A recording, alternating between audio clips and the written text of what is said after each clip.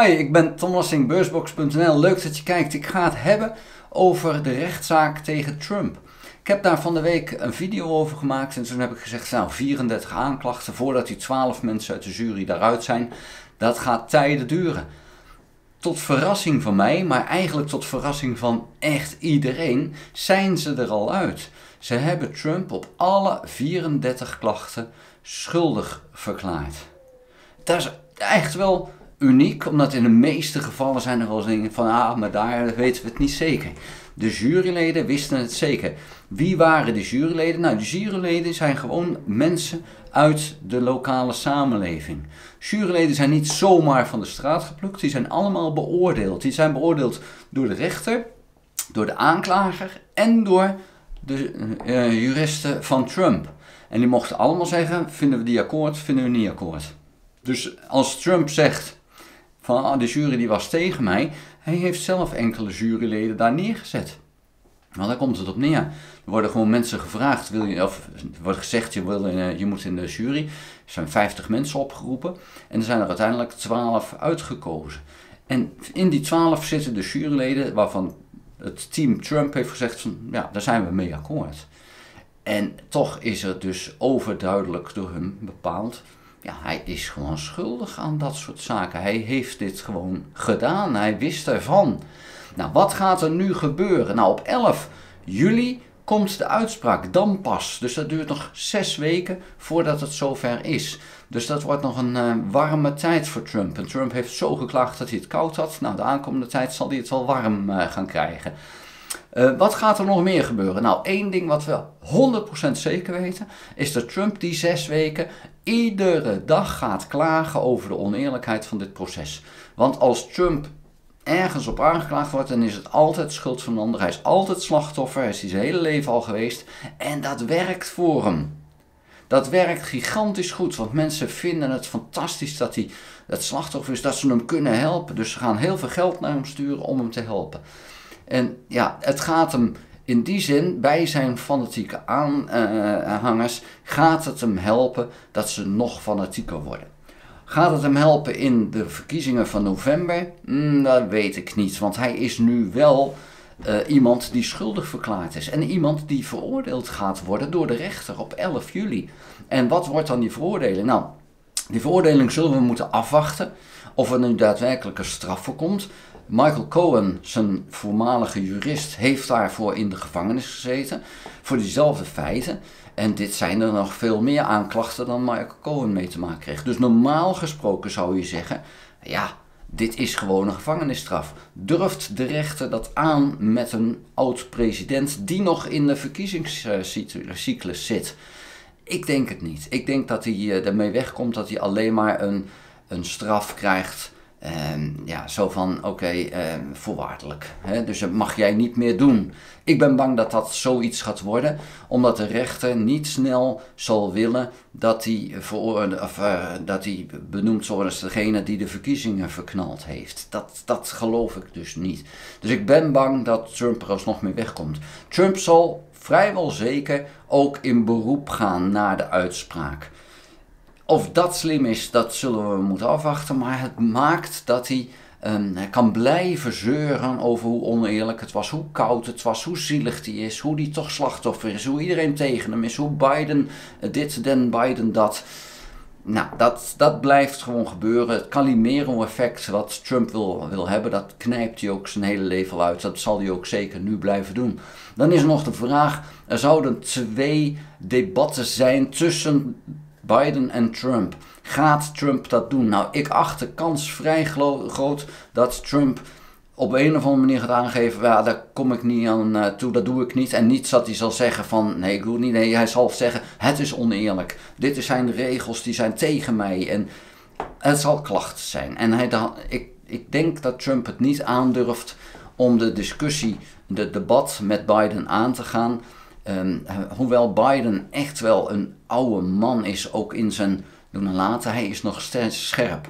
Hij beweegt wat als een oude man, maar hij is nog steeds scherp.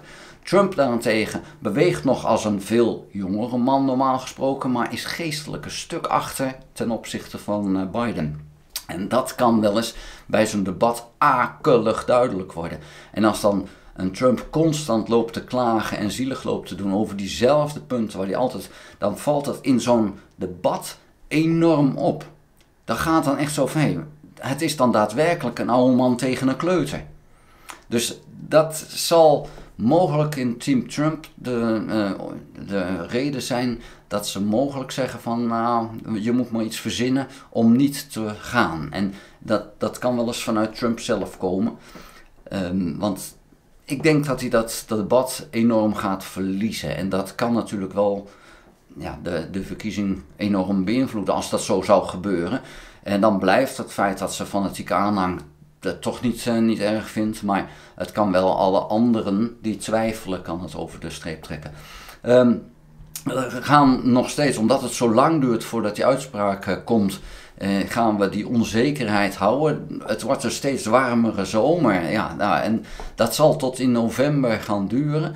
En na november, als de uitkomst is dat Trump gewonnen heeft, dan zal die gewoon de president worden. En dan is er voor wat betreft het zeuren is het even over. Maar dan krijg je dat Trump komt, dan wordt het in de wereld een stuk onveiliger. Als Trump die verkiezingen verliest, ja, dan zal hij dat klagen nog een stapje hoger brengen.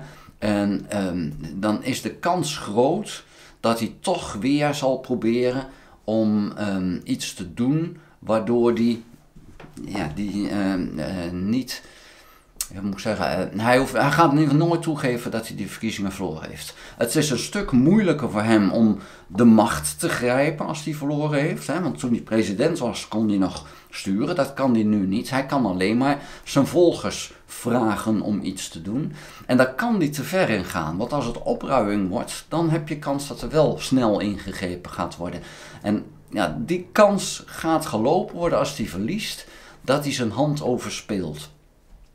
Dat het toch te fanatiek, dat hij dingen zegt waarvan er direct gezegd wordt, dit kan gewoon pertinent niet. Ja, en dan wordt hij wel gewoon de gevangenis ingeflikkerd. Maar ja, gaat dat gebeuren of niet? Hoe dan ook weten we 100% zeker, want Trump doet dat altijd, dat hij blijft klagen.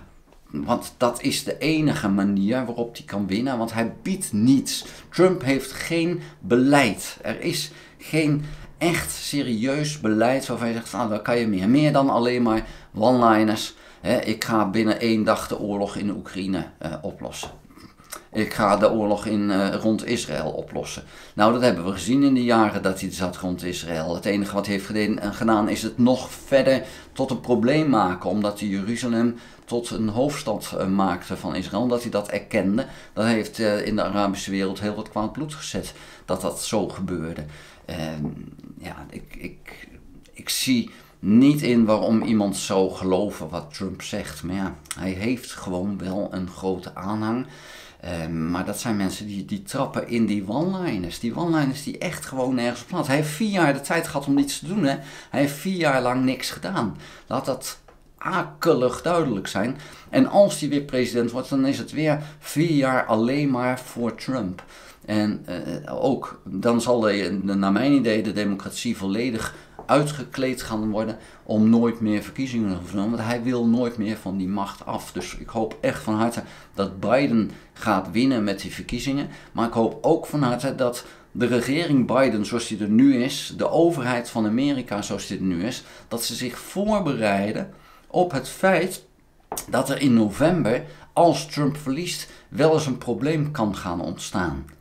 En daar moet je je echt serieus op voorbereiden, want er kan een burgeroorlog ontstaan. En dat moet je dus echt in de kiem smoren. Ja, en dan kan het betekenen dat als Trump te ver gaat, dat je hem ook echt gewoon van de straat moet plukken. Om dat dan tegen te houden en hem de mond te snoeren. Vanwege het feit dat hij dat gaat opstoken. En hij heeft als president al schandelijk niet gereageerd toen de zaak uit de hand liep, omdat het hem uitkwam. En ik denk dat hij dat ook in november gaat doen als hij de verkiezingen verliest.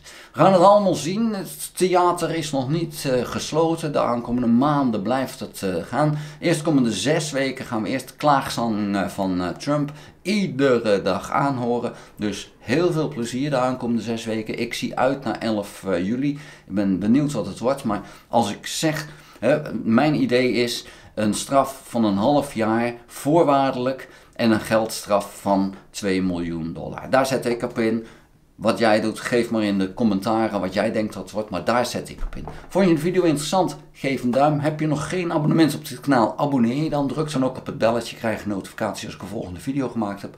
Ga ook naar www.beursbox.nl. Schrijf daarin op de gratis nieuwsbrief. Dank voor het kijken. Tot de volgende keer. Houdoe!